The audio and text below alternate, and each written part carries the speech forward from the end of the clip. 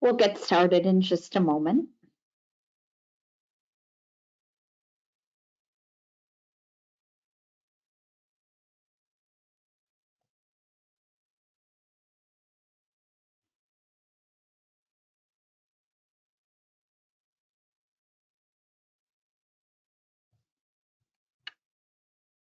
Hello, everyone, and welcome to today's webinar on root cause analysis and systemic corrective action. My name is Shannon Craddock. I'm the Programs and Accreditations Manager here at Perry Johnson Registrars, and I'm so pleased that you carved out time today to attend today's webinar.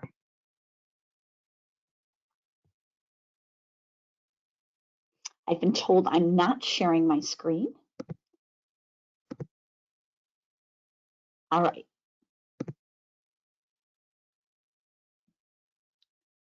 All participants have been muted to ensure sound quality. At the end of today's webinar, I will open the floor up for questions, so please type those into the question or chat feature. And typically, there's enough time to field all the questions. Today's presentation is being recorded, and it will be available for download in about 24 to 48 hours at the conclusion of today's webinar.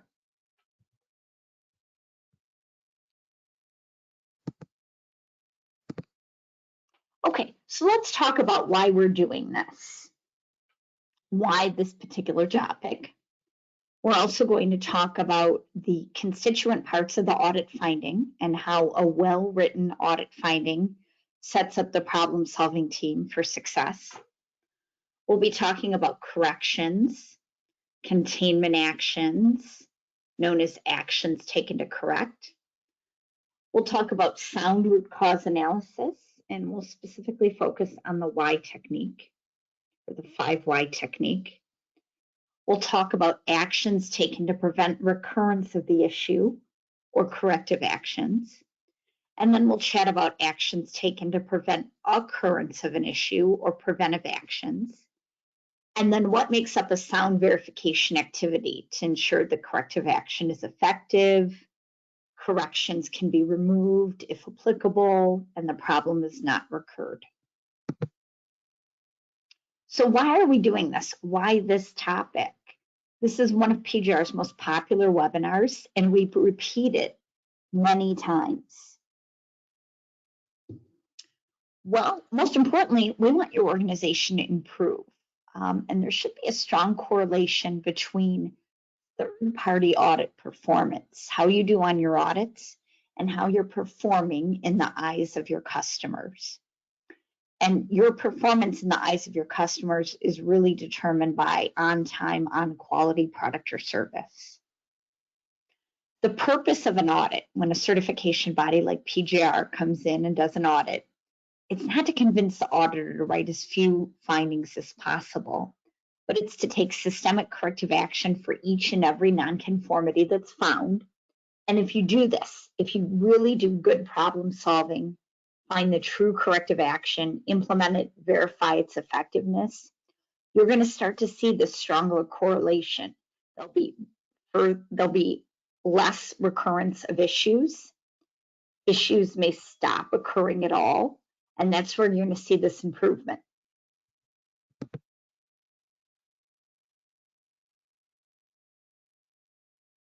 Okay, let's move on to the audit finding. A well-written audit finding needs to have 3 distinct parts. And that is the statement of nonconformity, objective evidence, and a citation of the requirement that's not being met.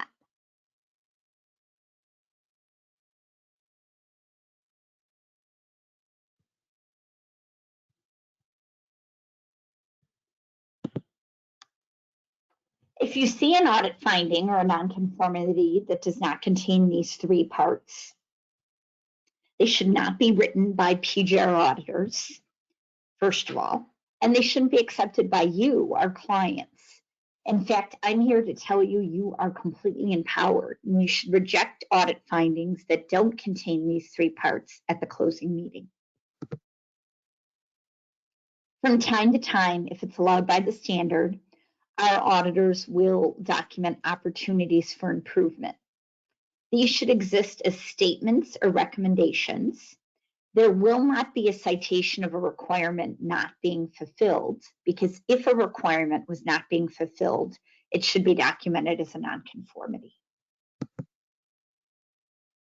Okay, so let's talk about that first part of a well-written nonconformity, and that's the statement of nonconformity. So we're going to focus on the first of three parts. So a typical pitfall here is that the nonconformity recorded is not the problem, but a symptom of the problem. So the problem needs to be expressed as an issue with the system, and that word is intentionally bolded there. If the problem is expressed in terms of an individual, a person, or a very specific incident, it's at the symptom stage, and we want to avoid that. And I see not only internal auditors make this mistake when I'm auditing companies, but I see some of my peers make this mistake as well. So it's important to get to the true problem, the systemic issue. There that word is, bolded again, or the problem-solving efforts won't be effective. Fixing symptoms will not stop the issue from recurring. So it's always in this part of the presentation, I talk about kind of an everyday example we can all relate to. So consider that you're not feeling well. You've got a runny nose, a sore throat, a headache, and a fever. You could take some Tylenol or Aleve and maybe bring down your fever temporarily and ease that sore throat pain. You're just addressing the symptoms of the systemic issue. Now, suppose you go to the doctor and you get diagnosed with a strep throat infection. The doctor will prescribe an antibiotic and will kill the streptococci bacteria, which is causing the infection. So in that case, taking the antibiotic addresses the systemic issue, the strep throat infection. All the Tylenol in the world isn't going to kill the strep throat bacteria. It's just going to treat your symptoms. So we really want to understand the systemic issue so we can address that. So when we're problem solving, we want to analogize it to going to the doctor and getting diagnosed with a strep throat infection. So we treat that as opposed to just the symptoms, the headache, the sore throat, and the fever. Additionally, a well-written nonconformity should stand the test of time. Your organization should be able to look back at nonconformities written years ago and understand exactly what the problem was. That statement of nonconformity needs to focus on the systemic issue, and there needs to be lots of detail in parts 2 and 3 to support your understanding. So let's look at some examples that demonstrate poorly written statements of nonconformity. First is, there was no training matrix for the first shift operator running job 9954, indicating competence to run that job. Again, we're focusing on symptoms, not the true problem, not the true systemic issue. We're confusing objective evidence with the statement of nonconformity. So this is expressed in terms of a specific person, the first shift operator, and a specific incident. Okay, the time that somebody was running job 9954 and they didn't have a training matrix. A better way to rate this. The system, and you see that word there, system. The system for recording employee training and competence is not completely effective. Now, that prior sentence is now included as objective evidence. It includes details about the symptoms that assist in understanding. That's the objective evidence. There was no training matrix for the first shift operator running job 9954, indicating competence to run that job. And then there's the citation of the requirement not being met, in this case, 9001-2015 72D. You'll note we're including the revision year of the standard, and we're including the finest citation of the requirement possible. We're not just saying section 7, we're not just saying section 7.2, we're taking it all the way out to 7.2D. So a better way to write this finding, the system for recording employee training and competence is not completely effective. We're focusing on system. That word is right in the statement of nonconformity. And we're not focusing on a specific incident or person. All right, another example.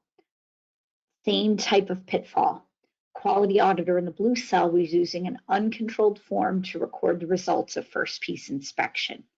Again, this is a symptom of a problem, not the true systemic issue. Again, we're confusing objective evidence with the statement of nonconformity.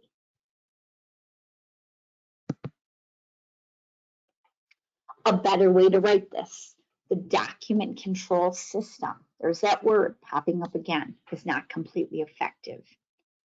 Now, the objective evidence to assist in understanding includes all those details about the specific person or incident, all the symptoms of the problem. Quality auditor in the blue cell was using an uncontrolled form to record the results of first piece inspection, and then a very fine citation of the requirement, all the way out to 7531A of the 2015 version of 9001. So the document control system is not completely effective. This statement of nonconformity focuses on the systemic issue. We're not focusing on the symptoms of the problem or a specific incident. So in summary, when you review a statement of nonconformity written by your internal audit team, maybe even one of your customers or a PGR auditor, ask yourself, are we distinguishing between the symptoms of the problem and the true systemic issue? Does that final statement of nonconformity focus on a systemic issue? And does the auditor provide enough data, so objective evidence, all the symptoms that they saw, all the incidents that were observed, and a very clear, detailed citation of the requirement not being met to assist in understanding? And that last bullet point is really what allows a nonconformity to stand the test of time. There's sufficient detail when somebody is removed from the moment where the nonconformity is presented by years that they know exactly what happened. PGR has an internal document. It's our Advisory 3. It's for our auditors only, that requires auditors to document any non-fulfillment of a requirement as such. In fact, as the author of this document, I told them it's absolutely inexcusable for them not to do so. There's no benefit for you. So when they discover a nonconformity, they should really write it up. And that forces you to do sound problem solving, identify the root cause, and implement a corrective action. If they just let you fix it in the moment, you're not going to understand what caused the problem. You're just going to put a Band-Aid on it. There's no benefit to you. And this really contributes to the diminishment of the integrity of accredited management system certification. So it's our expectation at PJR that all nonconformities written by PJR auditors need to be documented as described. If they're not, you, our clients, are completely empowered to ask the auditor to rewrite it. Their goal is to set you up for success in your problem solving. Okay, let's pause for a moment and we're going to move on to actions taken to correct.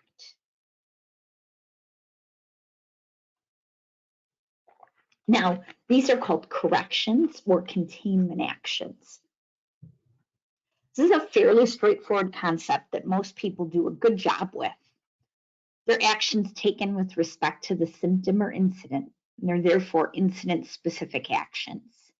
These actions are really important and need to be taken as soon as possible to stop the symptoms from getting worse. So if we go back to our example, if your child, especially your young child, is sick and they have a very high fever, you're going to give them some type of pain reliever, fever reducer as quickly as possible to bring their fever down as you make arrangements to take them to the doctor. You're not going to wait and see if that 104-degree fever goes down. No, you're going to take action immediately to give your child some relief. Same thing here. Now, actions taken to correct typically take two forms. And the first bullet point is really what most people identify with and understand. So the finding is that the auditor found uncalibrated gauges. Your correction is we calibrated the gauge. Or the auditor found some uncontrolled documents and you controlled the documents. The second type is adding a layer of inspection to catch any further occurrence. And this is fine as a correction, but remember that inspection adds cost to the system. It doesn't add value. Later, we're going to learn that once corrective action is implemented, this costly added layer of inspection should be able to be removed from the system. Containment actions or corrections should be very specific. So let's look at the two examples we've been following throughout today's webinar. The training matrix for the first shift operator running job 9954 was updated to reflect his competency. And his competency is in fact that he can run the job unsupervised. It's a perfect containment or correction. Or all copies of the uncontrolled form the quality auditor in the blue cell was using were destroyed. Keep in mind that corrections also need to include what is known as an extent analysis or a look across. So the auditor in their audit activity may have discovered one instance or a couple instances of an uncontrolled form or an uncalibrated gauge. But how many more are there? In other words, what's the depth and breadth of the problem? So a PGR auditor may see one gauge that's out of calibration or a single form that's uncontrolled and being used. Or they may stumble upon one training record that isn't updated. So we expect you to understand the depth and breadth of the issue and address it in an extent analysis, which is part of an action taken to correct. So a properly executed and well-written extent analysis might read something like this. We verified the two gauges found by the PGR auditors, number 2458 and number 1354. Both were found to be conforming. So it looks like the PGR auditor found two gauges that by the date or the date on the sticker were past due for calibration. The organization checked these and both were found to be in a conforming state. They then state our extent analysis included 213 other gauges in our facility. So it's important to state how many other gauges were looked at. So 213 others. Therefore, I would surmise this organization has 215 total gauges in their facility. Only one, and they identify it by number 5858, was found to be out of calibration. It was calibrated and returned to service. Further, they state that no product was measured with gauge 5858 since it was last in a known state of calibration. If in fact they found product measured with 58 or verified with 5858 after it was in a known state of calibration, they would have had to potentially do a recall on that product or understand if it was the last measurement and understand the impact on the customer. So this isn't the level of detail we're looking for in a well-written extent analysis. So our nonconformity report, the PGR form, has a blank dedicated to include an extent analysis.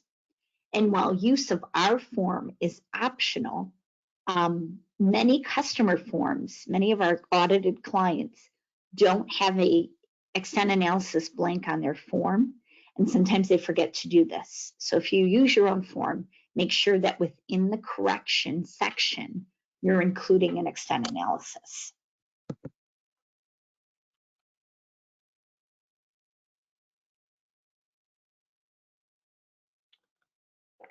Okay, let's move on to root cause analysis. The most common pitfall with root cause analysis is restating the incident as the root cause. This isn't acceptable, and it happens a lot. I see this on a daily basis when I'm working with auditors and clients on rejected responses. Very common mistake. So someone will say and submit as their root cause analysis for the two examples we've been following through today's webinar. Our organization failed to update the training matrix for the operator running job 9954. And I laugh to myself and think, oh, no kidding. We already told you that. We already told you that you had an out-of-date training matrix. Doesn't match what the person was doing. We know this. We told you. You need to tell us why. Or the quality auditor in the blue cell didn't use the correct form. Once again, genius, we told you this. We brought this to your attention. You're failing to tell us why. And that's what a root cause analysis needs to do. Another pitfall, although not as common as what I just described, is that some cars restate the containment or the correction as the root cause. This is not acceptable. Okay, so if you're on social media and you've drifted away from the presentation or you're writing an email, I urge you to stop. This is the single most important slide in today's presentation. A good root cause analysis answers this question. What in the system failed such that the problem occurred? I'm going to pause for a moment and let that sink in. What in the system failed such that the problem occurred? The focus is on the system, not the incident. Now, it's possible that a problem may have multiple root causes or several possible causes. And if you're not sure of the root cause and you perhaps narrowed it down to two, all root causes are going to require corrective action.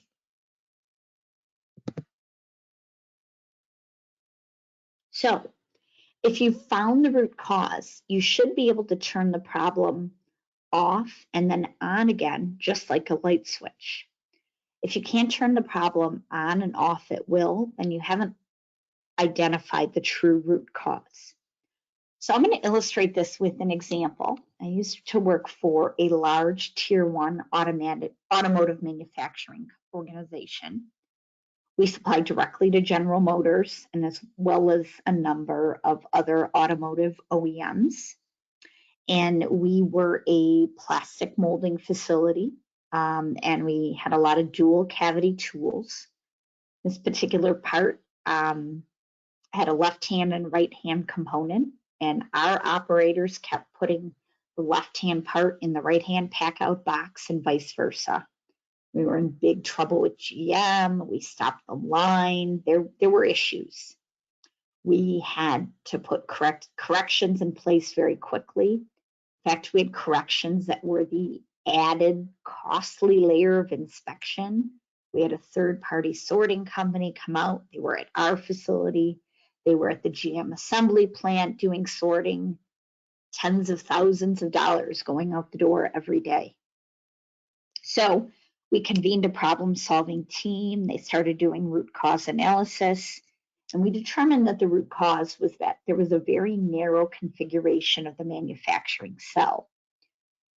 And instead of the left-hand pack-out box being on the left-hand side of the pack-out operator's body and the right-hand pack-out box being at the right-hand side of the pack-out operator's body, they were in line with one another. So the left-hand box was right in front of the auditor and the right-hand box was behind it. And they had to remember left hand was first, right hand was behind it. And it was just awkward, but it was because the manufacturing cell was so narrow. So we moved the press, and then we had to move the manufacturing presses on either side of it. This required a re-PPAP of 3 manufacturing processes. A lot of work went into this. A lot of money went into this. And that helped the situation. There were fewer mixed parts, but the problem was still occurring. In other words, we hadn't turned the problem off like a light switch. We weren't able to do that. So we knew we probably didn't have the true root cause. I'll come back to that story in a moment. Now, there are a lot of different techniques for root cause. The is not technique, the fishbone or Ishikawa diagram, or the 5 why technique. And sometimes you can get there in fewer whys.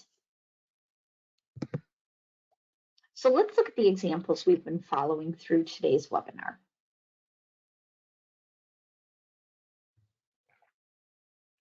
So the first nonconformity is the system for recording employee training and competence is not completely effective. The symptom we saw, no training matrix for the first shift operator running job 9954, indicating competence to run that job. Well, why was this the case? Well, the first shift operator failed to update the training matrix as required by the first of the month. Well, why did they fail to update the training matrix? Well, before the end of the previous month, HR manager would email the training matrix template to all of the supervisors, but that didn't happen this month. Well, why didn't it happen? The HR manager left the company before the end of the month and her replacement didn't email the template to all the supervisors.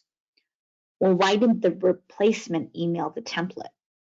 Well, the procedure for training didn't include a requirement to prompt the new HR manager to email the template to all of the supervisors. So you'll note what I've done here is ask why over and over again. In this case, the organization felt they got to the true root cause in only 4 whys, which is fine. This is a bit subjective. Could you have gone further? Maybe, maybe not. But you want to have a high level of confidence that you've gone far enough in your why analysis. How do you get that confidence? Well, number one, the problem-solving team should not just be a single person. Typically, the management representative sitting by themselves in front of their computer 24 hours before the findings are due to PJR. It's not going to work. Make sure you include everybody that needs to be included, a multidisciplinary approach to problem solving. So people from all impacted departments. Let's look at our second example. The document control system isn't completely effective. And the symptom of this that we saw is that the quality auditor in the blue cell was using an uncontrolled form to record the results of first piece inspection. Why were they using an uncontrolled form? Listen carefully. I'm going to use the word why over and over again. Why were they using an uncontrolled form? Well, the controlled hard copies of the form had all been used in the blue cell, so the quality auditor resorted to an uncontrolled form. Well, why did they resort to an uncontrolled form? Well, the quality auditor wasn't aware that when no hard copies of a particular form were available, the latest version of all forms could be printed through the company's database. Why didn't they know this? Well, that person wasn't given a username and password to access the database. Well, why weren't they given a password and username to access the database? HR didn't have a policy to ensure all new hires are granted a system username and password. Again, this took 4 whys. We can have increased confidence that 4 whys are sufficient if we've got a number of people present in our problem-solving team. HR, maybe quality, maybe production, maybe somebody from executive management, maybe some operational employees. I always tell the story of my young kids asking if they can do something, and I say, no, you can't have a cookie before dinner. And they'll say why, and I'll say because, and I'll give a reason, and they'll say, well, why? And when I get to the point where they wear me down and I say, because I'm the mom and I said so, when you as a problem-solving team feel like you get to that point, because I'm the mom and I said so, you can have confidence you've gone far enough. But sometimes only time will tell. Have you been able to turn the problem off like a light switch? So if we go back to that example I talked about of the manufacturing environment, We moved the presses, we reconfigured the manufacturing cell and the pack out boxes. We still weren't able to turn the problem off like a light switch. So we reconvened our problem-solving team. We invited more people. And this time it was a third shift material handler who said, you know, if it was impossible to put a right-hand part in a left-hand box and vice versa, you wouldn't have this issue. So we worked with the staff packaging engineer to do just that. You couldn't put a left-hand part into a right-hand pack-out box because of the corrugated and the dividers. And we were able to turn the problem off like a light switch. So we knew we had the true root cause. All right, let's talk about some things we won't accept for root cause. Oversight. We misunderstood the requirement.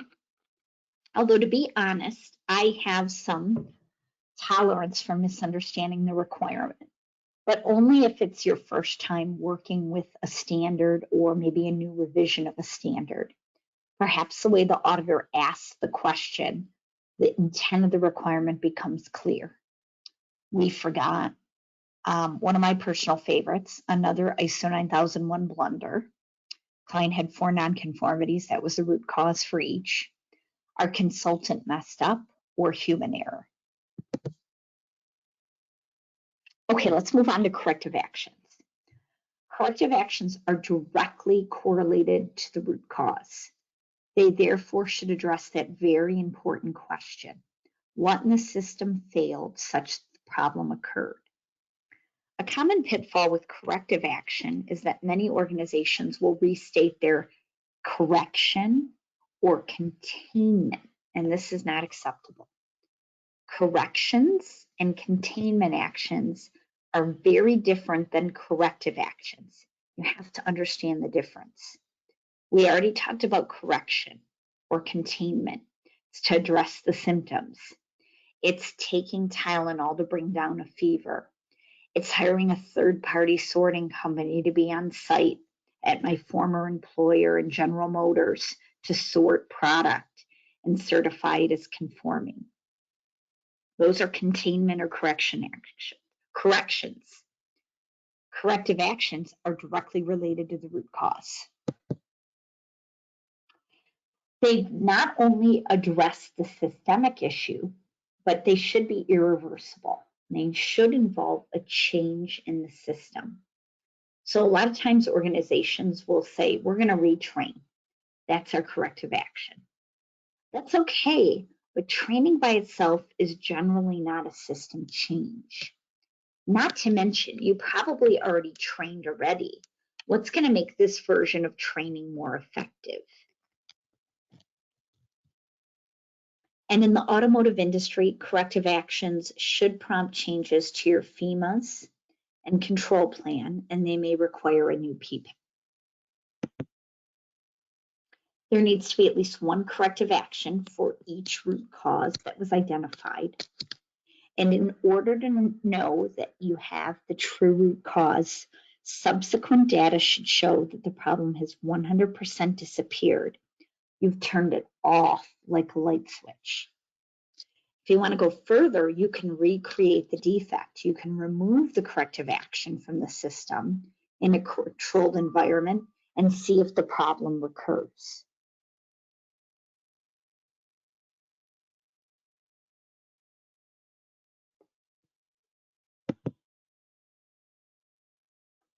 Okay, so let's look at our 2 examples. The system for recording employee training and competence is not completely effective.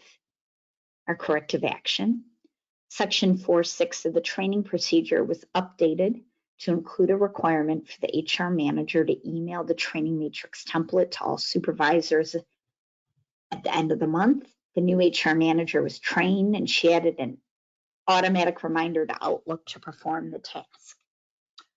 Okay, does this corrective action address the root cause? Remember, the root cause and corrective action are linked.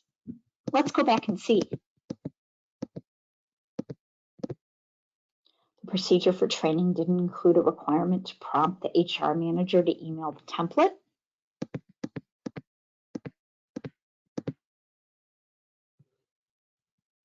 Now that procedure training does include that prompt, there was a training component, but it's not the only component of our corrective action. And there's an automatic reminder in Microsoft Outlook. I would say this corrective action does in fact address the root cause. Let's look at our second example. The document control system is not completely effective. Corrective action. The new hire work instruction was revised to include a requirement to grant new hires usernames and passwords as appropriate. HR personnel were trained on this change. You'll note this corrective action is a training component, but it's not the only component of the corrective action. There's a permanent system change to a work instruction. Question we need to ask, does this corrective action address the root cause?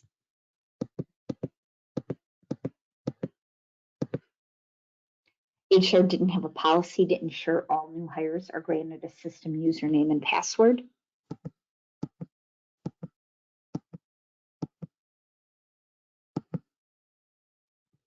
Now there's a new policy, the new hire work instruction, being revised to include a requirement to grant new hires a username and password.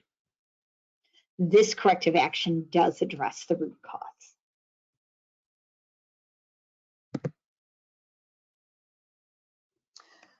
So when training is part of a corrective action response, the response should also include the technique that will be used to verify training effectiveness. This is a great practice. So if you train somebody, you need to make sure that training's effective. Perhaps one thing you can do is administer an exam or a case study of similar scenarios to make sure that, in fact, that training is effective.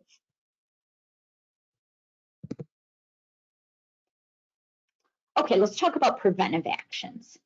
These answer one of two questions. What other systems exist that might have the same root cause present? So in the example from my former life, what other manufacturing cell configurations are poor?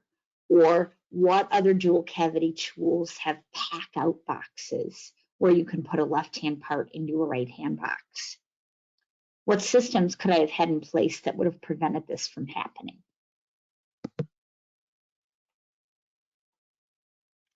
A lot of corrective action reports put corrective actions for preventive actions. But remember that preventive actions address the future, not the past. So what could still happen, not what did happen. Preventive actions address changes to the system. They don't address incidents, because if an incident occurred, we'd be talking about corrective action. And they involve changing the system to prevent future problems. Keep in mind that preventive actions are not only identified because of nonconformities.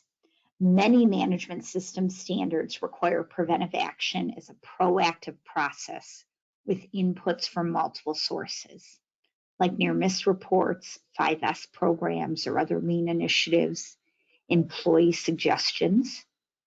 In other words, no nonconformity should never mean no preventive actions. Okay, finally, let's talk about corrective action verification.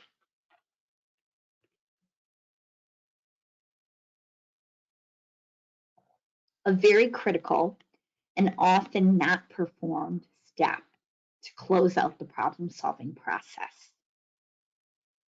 One reason for this is that the corrective action report doesn't have a place for verification at the appropriate location. So in a sound verification exercise, you need to look at all the following.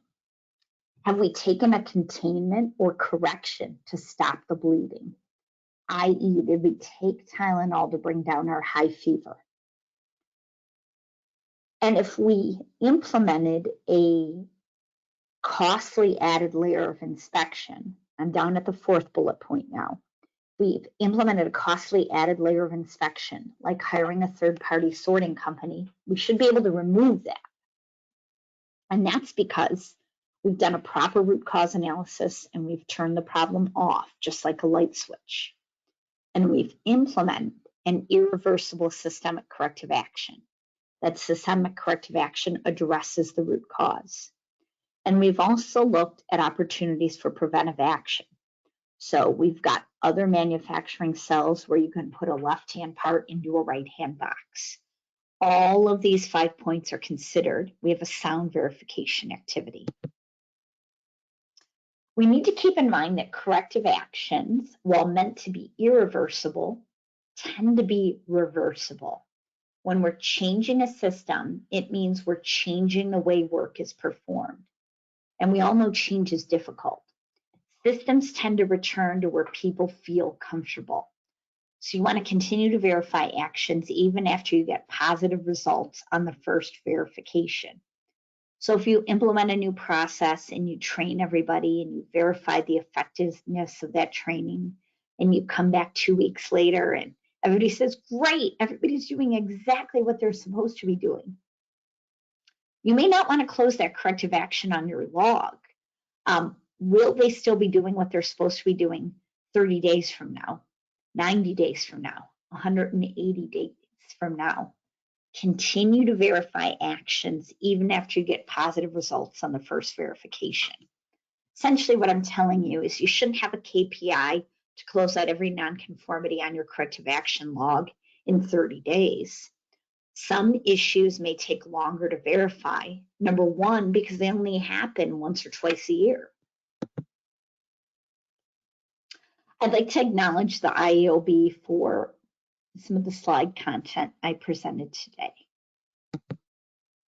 And I'll now open the floor for any questions or comments.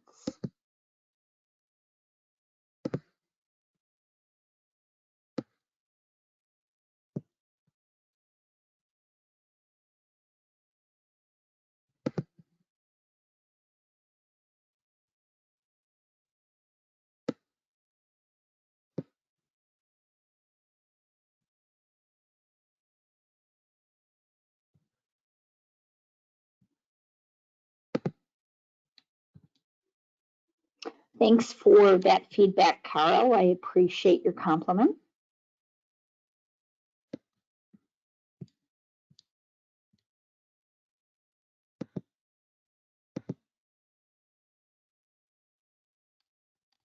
Any other questions? Again, this webinar is being recorded, and if you go to our website, www.pjr.com, you can access the slides and a recording of the presentation, and you'll be able to share that with folks in your organization.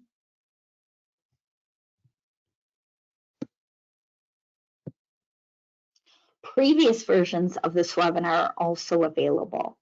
So you might find it helpful to listen to a different version because there's different questions at the end, and that may be helpful too.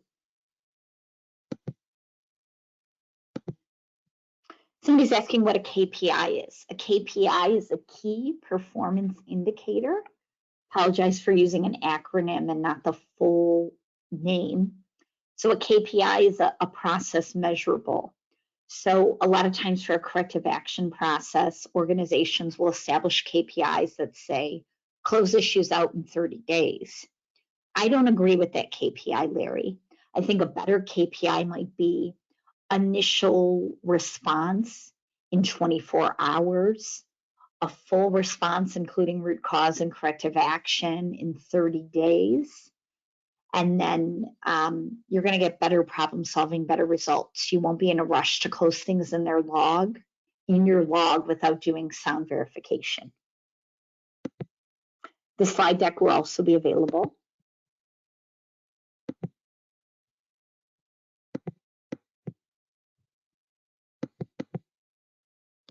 Okay, somebody has a great question, Jesse. Jesse said that I said inspections had costed the system. Would that include internal inspections? If so, why? So I was mainly referring to added layers of inspection, which are often done by third-party sorting companies. But sometimes companies will add an internal layer of inspection. Internal inspections are often done by humans, and they're never 100%. So that's going to add cost to the system. Long term, you're better looking at error proofing detection devices on machinery that allow good parts to consistently be made. Understanding, though, that some of those things, Jesse, are cost prohibitive, so you may need to have some internal in-process and final inspections.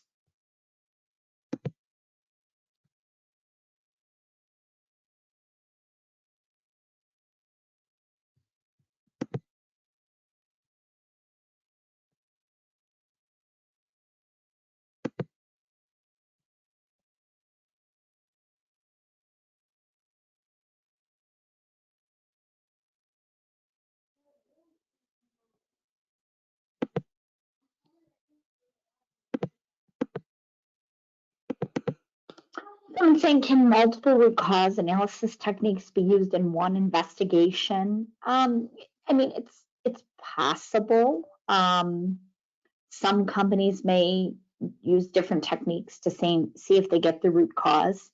I can tell you consistently at PGR, we use the 5 why technique.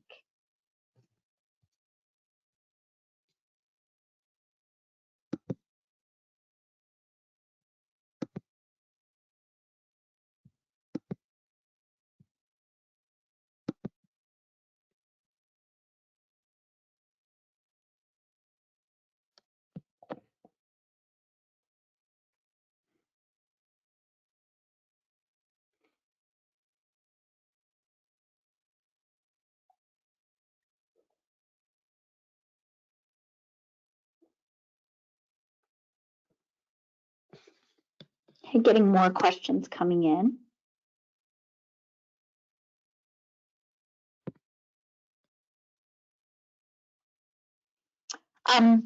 Multiple-legged 5 whys that focus on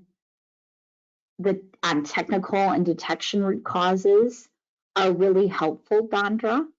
And they're, I think, a more sophisticated version of the why technique that I talked about.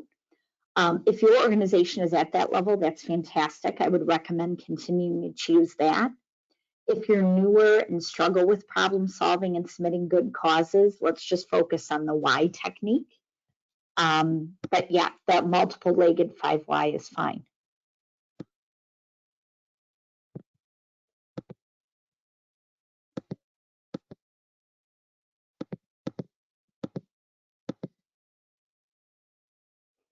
Okay, so somebody's talking about what if we're working in an area where the error comes down to employee negligence. We've got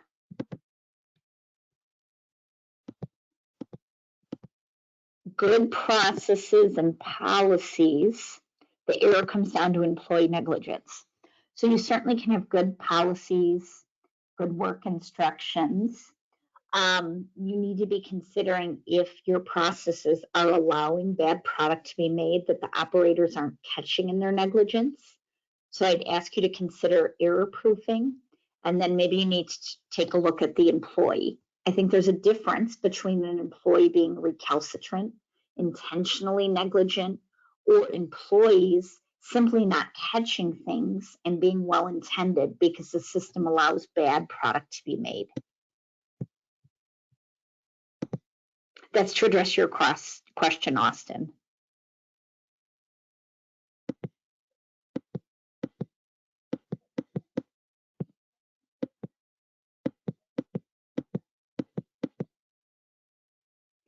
Okay, Willow is a great question. 9001 2015, remove preventive action and introduce the concept of risk. In some of our contracts, they're requiring risk. Are we saying the same thing if we say risk instead of preventive action? Yeah, I mean, essentially, the introduction of risk and it replacing corrective action, preventive action, I'm very sorry, is really that they want you to consider all the risks associated within all processes. So I think including the concept of risk really broadened or made the concept more global. Because with preventive actions, a lot of companies had tunnel vision. When there was a non-conforming situation, they looked for preventive action opportunities. Now they're asking you, even before you accept a contract, Have you considered all that can go wrong, all the risks to the situation, from the beginning of the life cycle to the end of the life cycle? So the beginning being, can you properly source the raw materials? Especially in today's times, can you get the semiconductors that you need?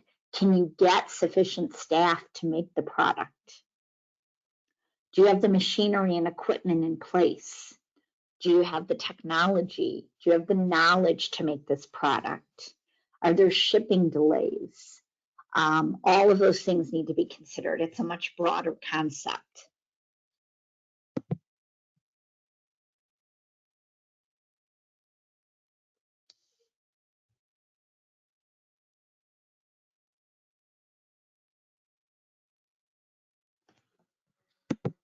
Jonathan's asking, our company was audited by our customer, and I guess the customer auditor does not like the inspection time tracking in your inspection process. Can they write a nonconformance? I'm not sure I understand your question, Jonathan. It looks like you have a requirement for your inspectors to log the time they took doing the inspection. To me, that's not a nonconformity. It sounds like you're trying to do a time study. I don't know. You may want to restate your question or add clarification.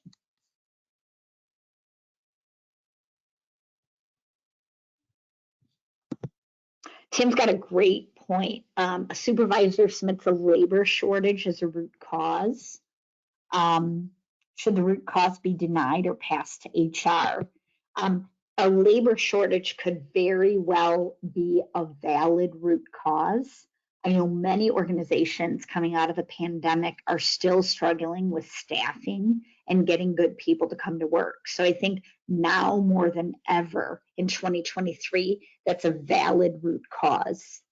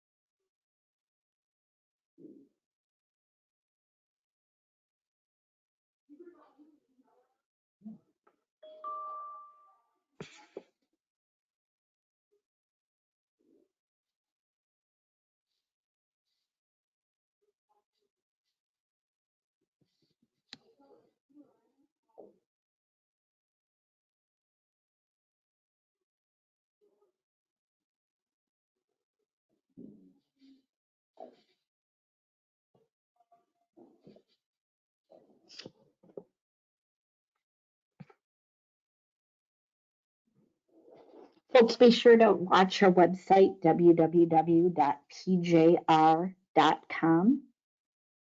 for new and exciting webinars coming up in the future. I know we have a ton coming up in the summer months, so be sure to continually peruse that list to see if there's any topics that are of interest to you.